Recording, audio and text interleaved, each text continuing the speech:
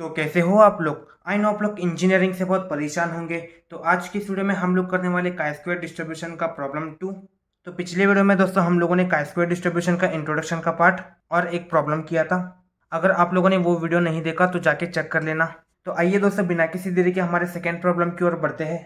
5 dice were thrown 96 times and the numbers 1, 2, 3 appearing on the face of the die follows the frequency distribution as follows below। तो दोस्तों यहाँ पे table दिया हुआ है। Number of dice showing 1, 2, 3, 5, 4, 3, 2, 1, 0 और frequency 7, 19, 35, 24, 8 और 3। Test the hypothesis that a data follows binomial distribution. तो दोस्तों ये डाटा बाइनोमियल डिस्ट्रीब्यूशन को फॉलो करता है और हम लोगों को 5% के लिए हाइपोथेसिस टेस्ट करना होगा। तो यहाँ पे गिवन क्या दिया है, chi square for 0.05 of degree of freedom 5 equal to 11.07।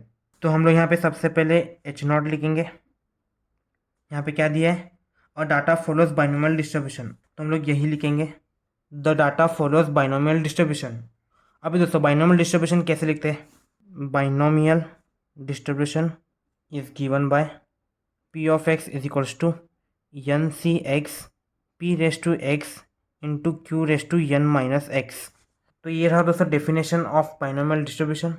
अभी दोस्तों यहाँ पे हम लोगों को एन की वैल्यू, पी की वैल्यू और क्यू की वैल्यू फाइंड करनी होगी। तो सबसे पहले हम लोग पी की वैल्यू फाइंड करते हैं।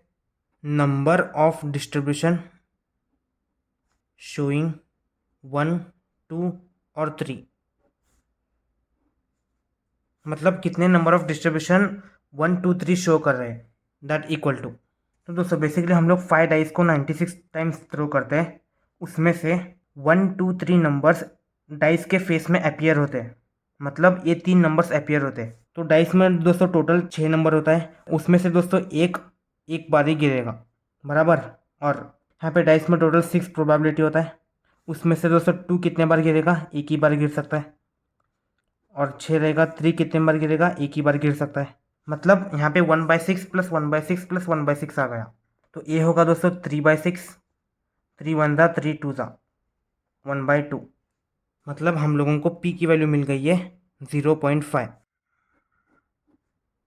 अगर पी की वैल्यू 0.5 है तो क्यू की वैल्यू क्या होगी दोस्तों, p plus q equal to 1, q equal to 1 minus p, q equal to 1 minus 0.5, q equal to 0.5, बराबर। हम लोग यहाँ पे क्यू की वैल्यू लिखते हैं 0.5। अभी दोस्तों हम लोगों को पी की वैल्यू मिल गई है, क्यू की मिल गई है। अभी हम लोगों को एन की वैल्यू फाइंड करना है। तो एन की वैल्यू क्या होगी दोस्तों, बेसिकली 5 डाइस थ्रोन 96 टाइम्स। तो ये 5 डाइस है ना, वो होगा एन की वैल्यू, एन इक्वल टू 5। ठीक है। अभी अभी हम लोगों को डिग्री ऑफ फ्रीडम फाइंड करना होगा। तो बेसिकली हम लोग यहाँ पे बाइनोमियल डिस्ट्रीब्यूशन के लिए कर रहे हैं। तो degree of freedom v equal to, for binomial distribution दोस्तों n-1 होगा। और अगर ये पॉइसन डिस्ट्रीब्यूशन होता तो n-2 लिखते। ठीक है, दैट इक्वल टू n क्या है दोस्तों, इसको दोस्तों हम लोग n नहीं बोलेंगे। n मतलब टोटल नंबर ऑफ एक्सपेरिमेंट हम लोग परफॉर्म किया, 1, 2, 3, 4, 5, 6। तो दोस्तों यहाँ पे टोटल नंबर ऑफ एक्सपेरिमेंट 6 होगा। तो हम लोग बेसिकली इस n की वैल्यू 6 लिखेंगे, 6 - 1 equal to 5। Therefore degree of freedom v equal to 5। ठीक है। अभी दोस्तों हम लोगों को एक्सपेक्टेड फ्रीक्वेंसी निकालना होगा। हम लोग यहाँ पे लिखेंगे expected frequency is given by f of x equal to n into p of x. तो दोस्तों अभी यहाँ पे एन की वैल्यू क्या होगी, यहाँ पे क्वेश्चन में देखना दोस्तों, 5 डाइस थ्रोन 96 टाइम्स। तो ये दोस्तों 96 टाइम्स हम लोगों ने डाइस को थ्रो किया है। इस 96 को दोस्तों हम लोग बोलेंगे एन, मतलब एन इक्वल टू 96। अगर हम लोगों को n is equal to 96 confirm करना है तो हम लोगों को ये फ्रीक्वेंसीज को ऐड करना होगा, 7 + 19 + 35 + 24 + 8 + 3। ये आ गया दोस्तों आंसर 96। तो हम लोग यहाँ पे लिखेंगे F of x equal to, N की वैल्यू दोस्तों 96 होगी, इंटू पी एक्स मतलब N C x P raise to X और Q raise to N minus X, बराबर। हम लोग यहाँ पे एन की वैल्यू, पी की वैल्यू और क्यू की वैल्यू डालेंगे। F of x equal to 96 into N की वैल्यू दोस्तों 5 है, 5c(x), पी की वैल्यू दोस्तों 0.5 इंटू क्यू की वैल्यू भी 0.5 बराबर। अभी हम लोग इसे एज इट इज़ कैलकुलेटर में डालते हैं और x की वैल्यू दोस्तों हम लोग यहाँ पे 543,210 डालेंगे। 96 इंटू 5, यहाँ पे शिफ्ट दबा के अगर हम लोग डिवीजन दबाएंगे तो c आएगा, अल्फ़ा x इंटू ब्रैकेट में दोस्तों 0.5 अल्फ़ा x इंटू ब्रैकेट में फिर से दोस्तों 0.5 और ऊपर दोस्तों 5 माइनस एक्स, अल्फ़ा एक्स।